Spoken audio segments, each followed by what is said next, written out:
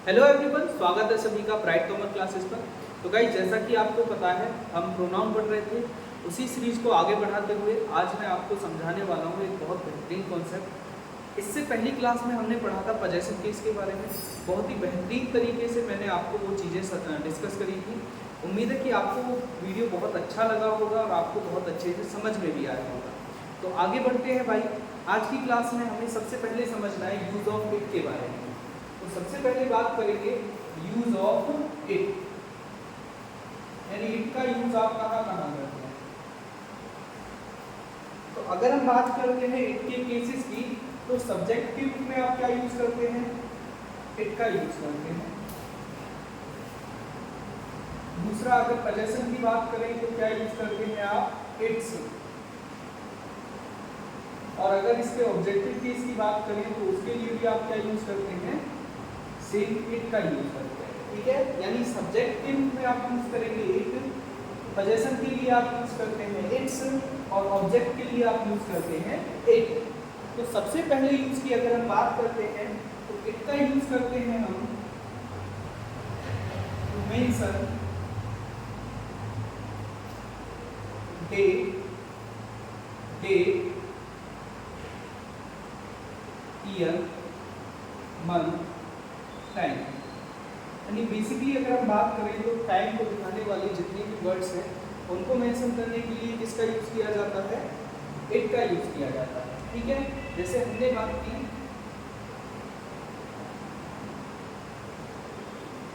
मैंने बोला it is Monday. ठीक है, दूसरा मैं क्या कह सकता हूं? It is 10 year. ठीक, तो इट का सबसे पहला यूज क्या है कि इट मेंशन करने का काम करता है किसी डे को, डेट को, ईयर को या मंथ को। तो दूसरी बात याद रखिएगा, जो इट है वो कैसा सब्जेक्ट है? सिंगुलर सब्जेक्ट है, इसीलिए इसके साथ हमेशा सिंगुलर हेल्पिंग वर्ब का यूज किया जाता है। तो यहाँ देखेंगे आप कि कैसा सब्जेक्ट है? सिंगुलर सब्जेक्ट है। तो हेल्पिंग वर्ब भी हमेशा कैसी रहेगी? सिंगुलर हेल्पिंग वर्ब रहेगी। कि कैसा सब्जेक्ट है जी? Singular subject. और अपने साथ हमेशा कैसी हेल्पिंग वर्ब लेगा? सिंगुलर हेल्पिंग वर्ब लेगा। ठीक है, आगे समझिएगा। अगर दूसरे यूज की बात करें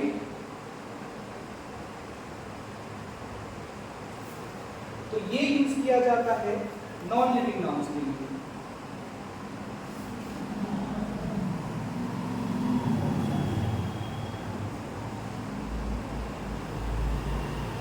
अगर इसी को हम और अच्छे से समझना चाहें तो हम कह सकते हैं ऑब्जेक्ट्स, यानी वस्तुएं और एनिमल्स। वस्तुएं और एनिमल्स। ठीक है, तो वस्तुओं के लिए और एनिमल्स के लिए भी हम यूज करते हैं इट का। समझिएगा,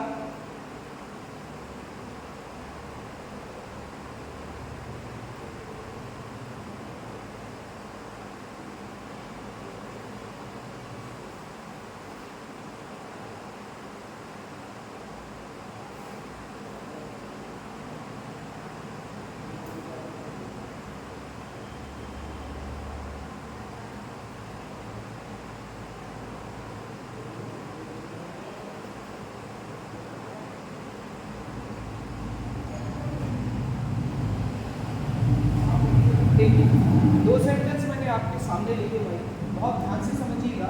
मैंने क्या बोला? It is my pen. तो बेसिकली यहाँ हम किसकी बात कर रहे हैं? पेन की बात कर रहे हैं, जो कैसा नाउन है? नॉन लिविंग नाउन है। या हम कह सकते हैं ये क्या है? एक वस्तु है, इसीलिए हमने इसको किससे रिप्रेजेंट किया? इट से रिप्रेजेंट किया। दूसरा समझेंगे, calf is waiting for its is her mother. ठीक है, तो आप समझेंगे यहाँ से, तो काफ का मतलब क्या होता है? काफ बोलते हैं गाय के बच्चे को, यानी बछड़े को। ठीक है, अब बछड़ा क्या होगा भाई? एनिमल की कैटेगरी में आएगा। एनिमल की कैटेगरी में आएगा तो इसके लिए हम आगे जो प्रोनाउन यूज करने लग रहे होंगे किसके अकॉर्डिंग करेंगे? इट के अकॉर्डिंग करेंगे। तो यहाँ पर जब आप जाएंगे तो इस किसके लिए आता है? किसी मेल के लिए। मेल के लिए अब वो क्या होना चाहिए? पर्सन होना चाहिए। इसी तरह हर कहाँ आएगा? फीमेल के लिए, लेकिन वो भी क्या होनी चाहिए? पर्सन होनी चाहिए। अब बचा क्या? इट्स। तो इट्स ही आपका सही आंसर है, क्योंकि जो नॉन लिविंग नाउन है, सॉरी नॉन लिविंग नहीं, जो एनिमल है वो अपनी पोजीशन भी किससे दिखाएगा? इट्स से दिखाएगा। इसके लिए आप क्या प्रोनाउन यूज करेंगे, इट का यूज करेंगे। तो जो प्रोनाउन आएंगे वो भी किसके अकॉर्डिंग आने लग रहे होंगे, इट के अकॉर्डिंग आने लग रहे होंगे। ठीक है, चलिए आगे समझते हैं।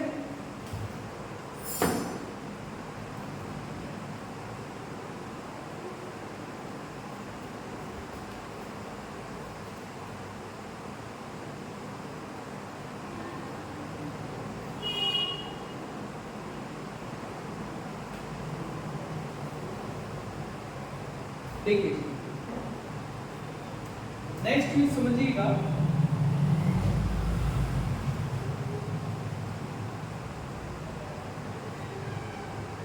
when gender is unknown,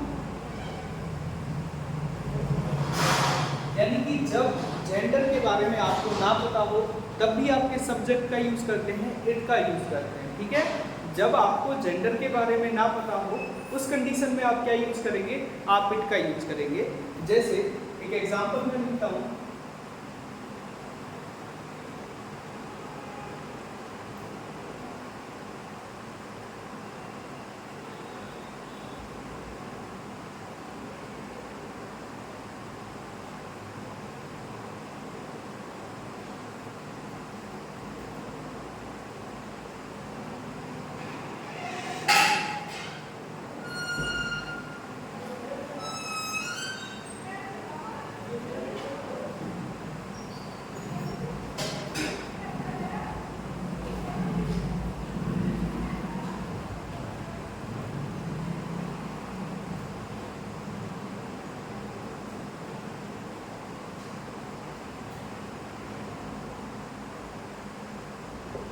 देखिए क्या सेंटेंस लिखा जी मैंने, दो सेंटेंस आपके सामने लिखे।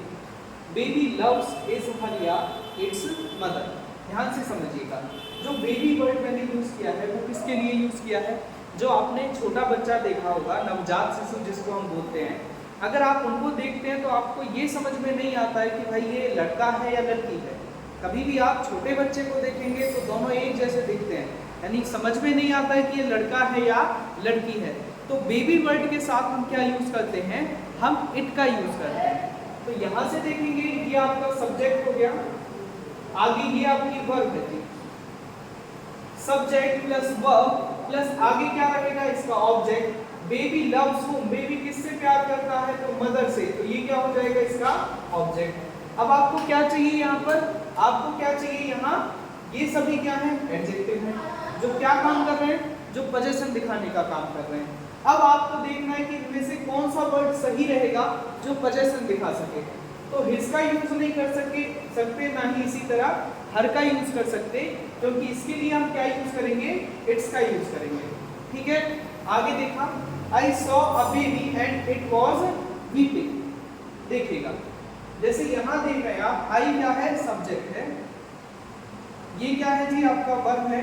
आई सॉ मैंने देखा, मैंने किसको देखा, तो मैंने एक बेबी को देखा, तो ये क्या है इस वर्ब का object. And it was weeping, तो जो ये इट मैंने यूज किया है वो किसके लिए आया है, कौन हो रहा था भाई, तो ये बेबी हो रहा था। इसी के जगह पर क्या प्रोनाउन यूज किया आपने, इट का यूज किया। तो याद रखिएगा कि आप हमेशा जब भी आपको जेंडर के बारे में पता ना हो तब आप किसका यूज करेंगे, इट का यूज करेंगे। ठीक है, और यहाँ इस केस में केवल कौन आता है, बेबी आता है। एक कंफ्यूजन आपको रह सकता है, जैसे अगर हम बात करते हैं टीचर की स्टूडेंट की, कि टीचर है स्टूडेंट है, तो उस कंडीशन में भी आप सोच सकते हैं कि भाई टीचर मेल भी हो सकता है फीमेल भी हो सकता है, लेकिन जो कॉमन नाउन होते हैं उनके लिए हम हमेशा किसका यूज करते हैं, हमेशा ही हम मेल को प्रायोरिटी देते हैं और ही को कंसीडर, ही के अकॉर्डिंग चीज़ों को लेकर चलते हैं। ठीक है, चलिए आगे समझिएगा।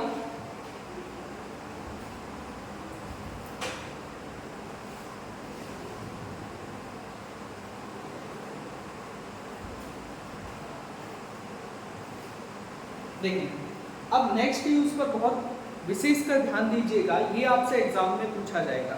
अभी तक जो भी हमने यूज पढ़े ये बहुत ही आसान थे और यहाँ से क्वेश्चन बनने के चांसेस ना के बराबर रहते हैं, लेकिन जो अब मैं आपको पढ़ाने वाला हूँ वहाँ से बहुत ज़्यादा क्वेश्चन पूछे जाते हैं, तो ध्यान से चीज़ों को समझिएगा।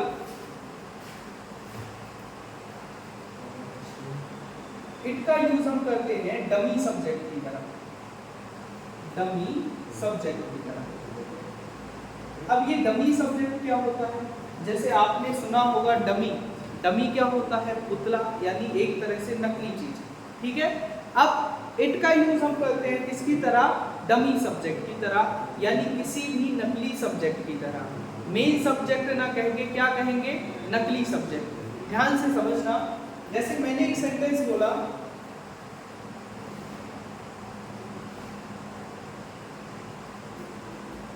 आई हेल्प यू, बहुत ध्यान से समझिएगा। आई हेल्प यू यानी मैंने तुम्हारी मदद की थी। आई सब्जेक्ट हो गया, हेल्प क्या है? यहाँ वर्ब है, और यू क्या हो गया? इसका ऑब्जेक्ट हो गया। तो जब आप बात कर रहे हैं यहाँ सब्जेक्ट, ये वर्ब, और ये क्या है? इसका ऑब्जेक्ट है, ठीक है। इसी चीज को देखिएगा, मैं दूसरे तरीके से बोलना चाहूँ तो मैं कहूँगा इट इज आई या मी who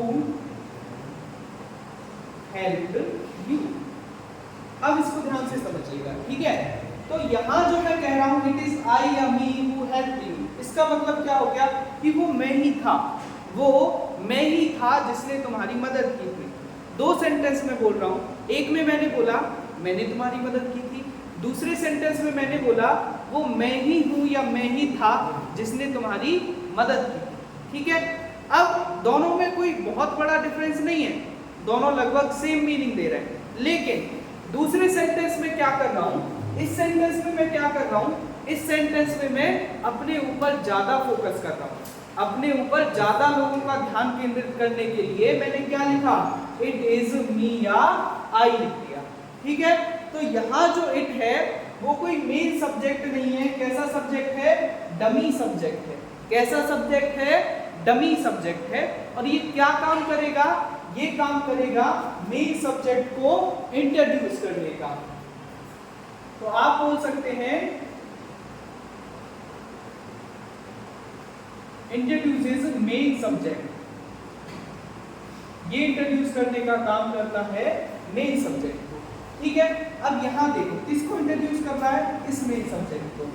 अब आप याद रख सकते हैं कैसे, अब और मैं आपको बताऊंगा भी कि ऐसा क्यों होता है कि जब भी आप इट का यूज करते हैं उसके बाद आपने क्या लिखा हुआ देखने को मिलेगा? इज या वॉज, इज या वॉज।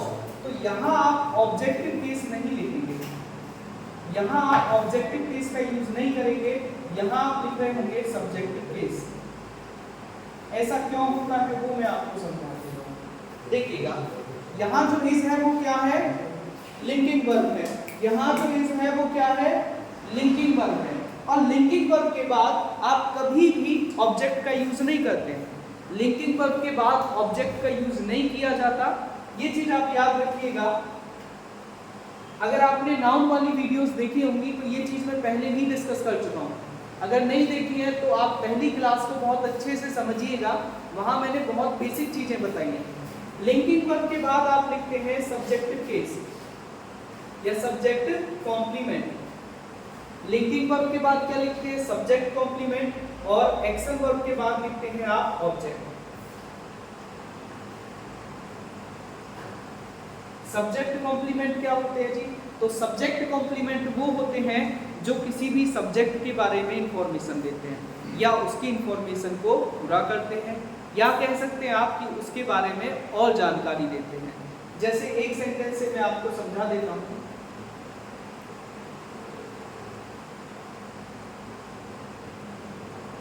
मैंने बोला I am a teacher, I am a teacher.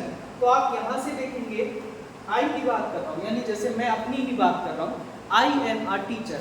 तो आई क्या है? यहाँ आपका सब्जेक्ट है जी, आई हो गया आपका सब्जेक्ट। क्या मैं ही टीचर हूं? यानी ये बंदा और ये जो टीचर है वो सेम है।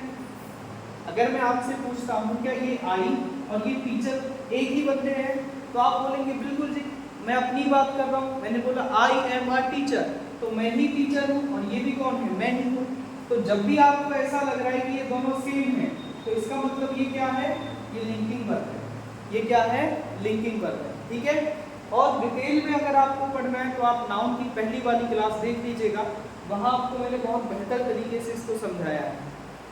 अब देखो लिंकिंग वर्ब के बाद क्या लिखेंगे आप? लिंकिंग वर्ब के बाद आप हमेशा लिखते हैं सब्जेक्ट कॉम्प्लीमेंट। इसके बाद आप ऑब्जेक्ट नहीं लिख सकते, इसीलिए यहाँ क्या आ जाता है?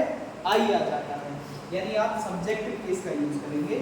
It is I who help you. Error किस तरह से पूछा जाएगा आपसे? एरर पूछा जाएगा इस तरह से, यानी यहाँ आपके लिए क्या यूज कर लेगा? ऑब्जेक्टिव केस का यूज कर लेगा, जबकि यहाँ आना क्या चाहिए? यहाँ हम यूज करेंगे सब्जेक्टिव केस। ठीक है, एक दो सेंटेंस में और लिखता हूँ, ध्यान से समझिएगा।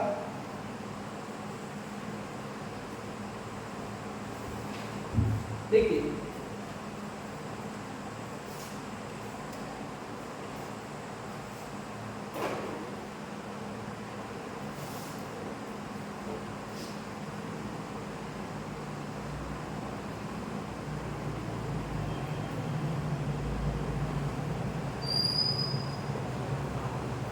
it was then who cancelled the meeting.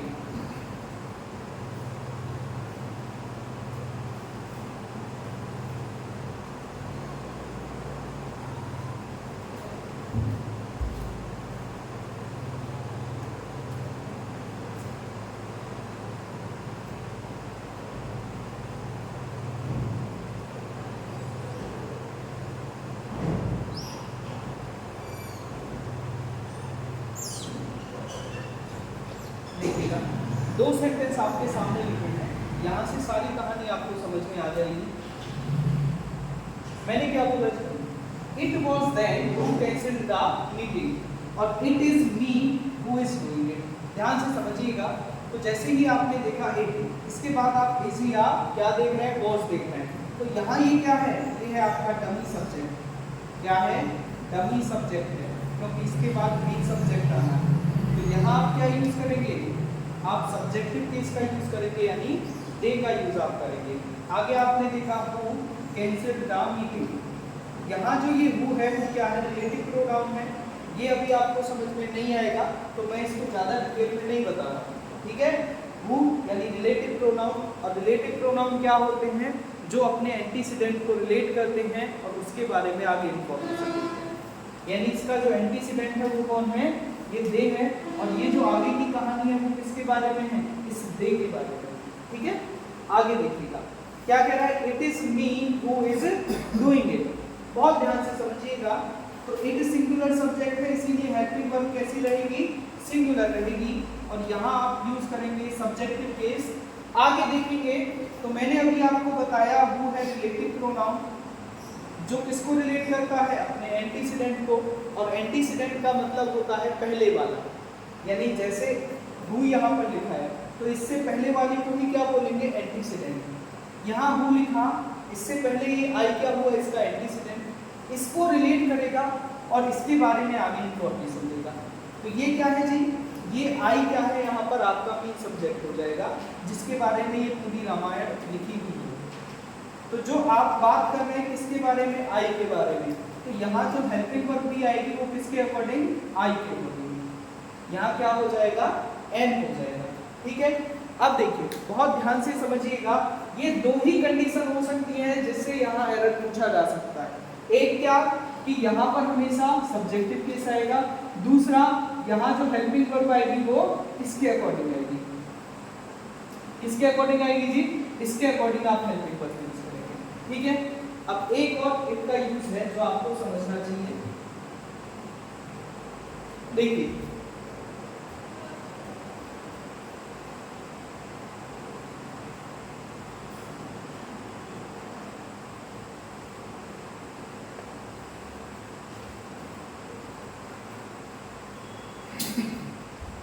समझिएगा।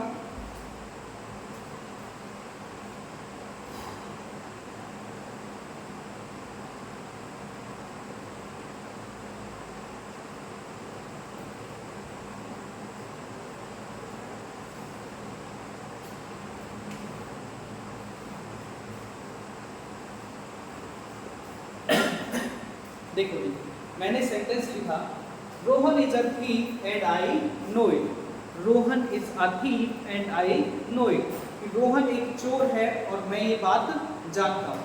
अगर मैं यहाँ से बात करता हूँ तो देखूंगा तो रोहन सब्जेक्ट है, ये बेसिकली क्या है, यहाँ पर लिंकिंग वर्ब है। देखो यहाँ से भी समझ सकते हैं, रोहन इज, रोहन है, क्या है जी, रोहन चोर है, तो ये क्या हो जाएगा, ये इसका सब्जेक्ट कॉम्प्लीमेंट हो जाएगा। क्या जो रोहन है और चोर है वो एक ही व्यक्ति है, तो आप बोलेंगे हाँ जी ये दोनों एक ही व्यक्ति है। तो यहाँ ये जो लिखा हुआ है ये इसका ऑब्जेक्ट नहीं होगा, ये होगा इसका सब्जेक्ट कॉम्प्लीमेंट। रोहन के ही बारे में ये बता रहा है, इसीलिए इसको क्या बोल देंगे, ये है आपका सब्जेक्ट कॉम्प्लीमेंट। आगे हमने बोला एंड आई नो इट, ठीक है। तो अगर मैं आपसे पूछता हूँ ये जो इट यहाँ यूज किया है वो किसके लिए आया है, यहाँ जो मैंने इट लिखा वो किसके लिए आया है, तो ध्यान से समझिएगा। मैंने बोला Rohan is a thief and I know it. Rohan एक चोर है और मैं क्या जानता हूँ, मैं ये बात जानता हूँ कि रोहन चोर है। क्या जानता हूँ भाई मैं ये जानता हूँ कि रोहन क्या है, चोर है। तो बेसिकली ये जो इट यहाँ आया है वो किसके लिए आया है, वो इस पूरे क्लॉज के लिए आया है। यानी यहाँ जो इट आप यूज कर रहे हैं वो किसके लिए किया है, ये पूरे इस स्टेटमेंट के लिए किया है। तो ये यहाँ किसकी तरह काम कर रहा है, प्रोनाउन की तरह काम कर रहा है, क्योंकि ये पूरे क्लॉज को रिप्रेजेंट करने का काम कर रहा है, या उसको रिप्लेस कर रहा है, या उसकी जगह यूज हो रहा है, ठीक है। तो यहाँ ये क्या है, ये क्या कर रहा है, एक स्टेटमेंट को रिप्लेस कर रहा है। तो याद रखिएगा इट जो है किसको भी रिप्लेस करने का काम करता है, एक स्टेटमेंट को। इट के हमने 4-5 यूज समझे, एक बार मैं आपको जल्दी से बता देता हूँ कि क्या क्या हमने पढ़ा। सबसे पहला मैंने बताया कि इट का यूज आप कहाँ करते हैं, इट का यूज आप करते हैं किसी भी डे, डेट, ईयर, मंथ या टाइम को मेंशन करने के लिए। दूसरा हमने समझा कि इट का यूज हम करते हैं नॉन लिविंग नाउन के लिए, यानी कि जब आप बात करते हैं वस्तुओं की या एनिमल्स की। तीसरा हमने समझा कि इट जो है वो काम करता है जब आपको जेंडर पता ना हो, यानी जब जेंडर अननोन हो तब भी आप किसका यूज करते हैं, इट का यूज करते हैं। चौथा हमने समझा जो सबसे इम्पोर्टेंट था कि इट का यूज हम करते हैं डमी सब्जेक्ट की तरह, यानी वो मेन सब्जेक्ट ना रहकर क्या करता है, रियल सब्जेक्ट को या मेन सब्जेक्ट को इंट्रोड्यूस करने का काम करता है। पांचवा हमने समझा कि जो इट है वो क्या काम कर सकता है, एक कंप्लीट स्टेटमेंट को रिप्रेजेंट करने का काम कर सकता है। तो चलिए भाई आज की क्लास को हम इतना ही रखते हैं। उम्मीद है कि आपको ये क्लासेस बहुत अच्छी लग रही होंगी। मैं आपसे बस एक इच्छा करता हूँ कि आप क्लासेस के नीचे कमेंट करके बताया करें कि आपको क्लास कैसी लग रही है। अगर आप मुझे ये चीज़ें बताएंगे कि सर यहाँ कमी है या आप यहाँ अच्छा कर रहे हैं, यहाँ आपको इम्प्रूव करना चाहिए, हमें इस तरह से पढ़ना ज़्यादा बेटर लगता है, तो आप जब तक मुझे नहीं बताएंगे मैं आपके सामने उतने अच्छे से चीज़ों को रिप्रेजेंट नहीं कर पाऊँगा। वैसे देखो मुझे लगभग 3 से 4 साल होने वाले हैं पढ़ाते पढ़ाते, लगभग 3 साल हो चुके हैं। 3 साल से मैं पढ़ा रहा हूँ ऑफलाइन, तो ज़्यादातर चीज़ें मुझे पता है कि स्टूडेंट्स को कहाँ कहाँ डाउट आते हैं, तो वो सारी चीज़ें मैं यहाँ पर बता कर चलता हूँ। लेकिन फिर भी आप लोगों से भाई जो इंटरेक्शन है वो बनी रहे, इसके लिए आप क्या करेंगे, वीडियो के नीचे कमेंट कर दिया करेंगे। अगर आप ऐसा करते हैं तो मेरा भी मन करेगा कि मैं आपके लिए डेली क्लासेस लेकर आऊँ। ठीक है, तो मिलते हैं आपसे अगली वीडियो में। चलिए, जय हिंद।